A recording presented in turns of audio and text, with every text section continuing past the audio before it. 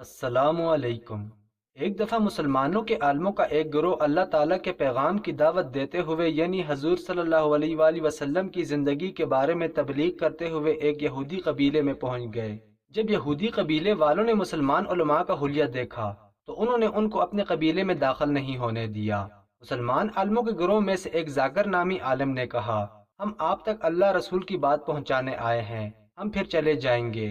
हम आप में से किसी को कोई नुकसान नहीं पहुंचाना चाहते, लेकिन ये कबीले वाले बज़िद थे कि तुम मुसलमान हमारे कबीले में दाखिल नहीं हो सकते, तुम लोग हमें गुमराह करने की नीयत से आए हो।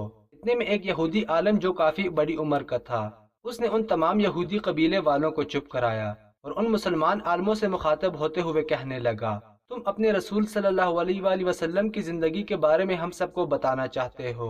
जाकर नामी आलम ने कहा, जी बिल्कुल, बस और कुछ नहीं। उस यहूदी बुजुर्ग आलम ने कहा कि अच्छा ये बताओ कि जिस नबी का पैगाम आप पहुंचाने आए हो उस नबी का तो कोई उस्ताद नहीं, उसने तो किसी इंसान से इल्म हासिल नहीं किया, यानी कि किसी मकतब में नहीं पढ़ा, तो फिर इसे दुनिया जहान के उलूम कैसे मिल गए? ये सवाल सुनते ही तमाम मुसलमान उलमा और उनका सरबरा जाकर नामी आलम सब खामोश हो गए। दोबारा फिर से उस यहूदी बुजुर्ग आलम ने कहा, ये बताओ कि तुम्हारे नबी सल्लल्लाहु अलैहि वसल्लम का सीना मुबारक कितनी बार चाक किया गया और क्यों, किस मकसद के लिए चाक किया गया, यानी कि सीने मुबारक को चीर क्यों लगाए गए और फिर उन जख्मों को कैसे भरा गया और उनका सीना मुबारक चाक करना क्यों जरूरी था?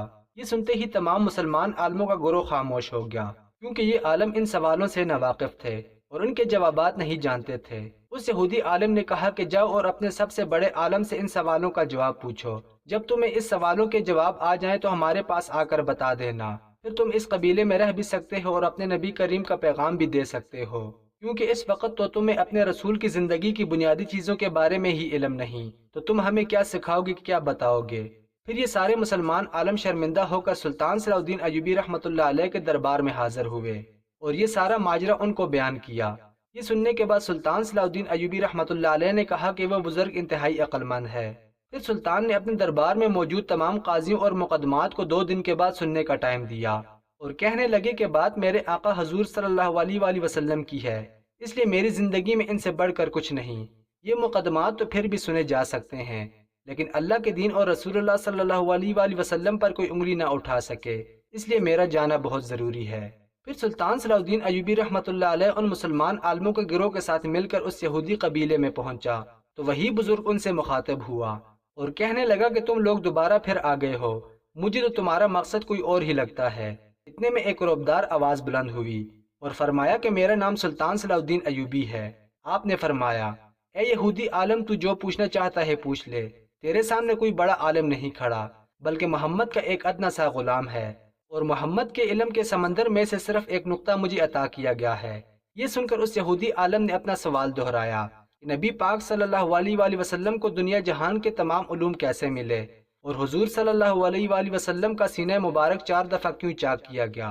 फिर सुल्तान सलाउद्दीन अयूबी रहमतुल्लाह अलैह ने अपने एक खास लहजे में बयान किया कि एक रोज घर से बाहर सब बच्चे खेल रहे थे। उन्होंने देखा कि 2 आदमी आए। ये बड़े हसीन और जमील, खूबसूरत और शानदार आदमी थे, निहायत उम्दा साफ लिबास पहने हुए। उन्होंने हजरत मोहम्मद सल्लल्लाहु अलैहि वसल्लम को उठाया और उनको अलग ले गए। उस वक्त आप सल्लल्लाहु अलैहि वसल्लम की उम्र मुबारक 4 साल थी। बच्चे दौड़ते हुए घर पहुंचे। वहां से हजरत हलीमा और इनके शौहर दौड़ते हुए आए।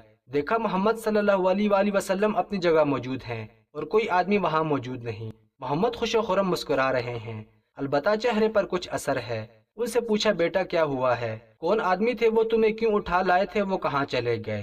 हुजूर सल्लल्लाहु अलैहि वसल्लम ने अपनी मासूम जुबान से सारा वाक़या सुना दिया कि उन दोनों ने मुझे लिटाकर यहाँ से यहाँ तक सीने की तरफ इशारा करते हुए चाक किया, फिर गोश्त का एक लोथड़ा दिल निकाला, उसको चीर कर स्याह दाना उसमें से निकाला, साफ पानी उनके पास था उससे धोया, फिर उसको अपनी जगह पर रख दिया और ठीक करके चले गए।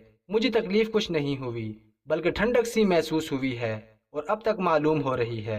हजरत हलीमा और हजरत हारिस ने हुजूर सल्लल्लाहु अलैहि वसल्लम को जुमकारा, प्यार किया, सीने से लगाकर घर ले आए।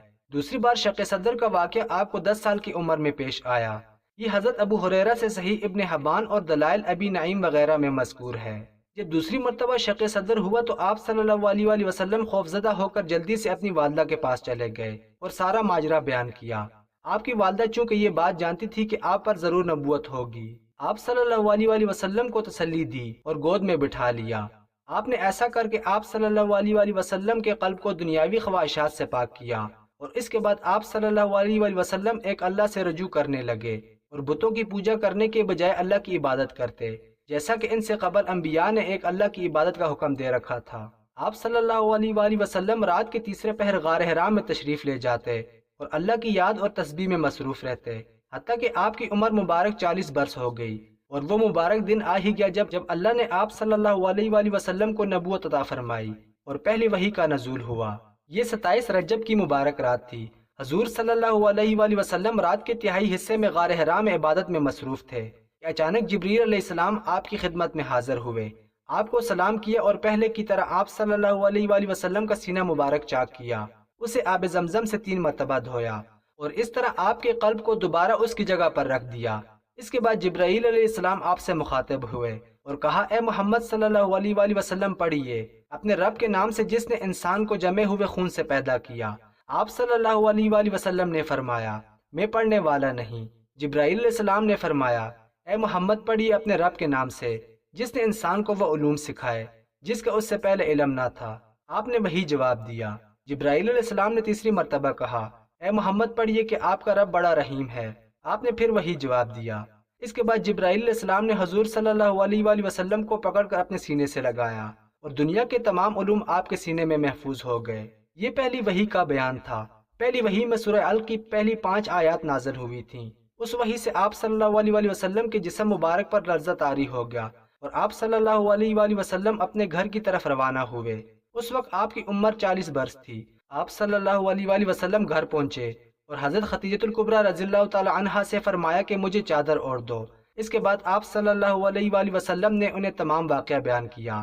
حضرت خدیجہ رضی اللہ تعالی عنہا نے آپ کو تسلی دیتے ہوئے فرمایا، آپ خوفزدہ نہ ہوں، آپ ہمیشہ غریبوں اور یتیموں کی مدد کرتے ہیں، کمزوروں کا بوجھ اٹھاتے ہیں اور دوسروں پر رحم فرماتے ہیں، بے شک اللہ آپ کو اس حال میں تنہا نہیں چھوڑے گا۔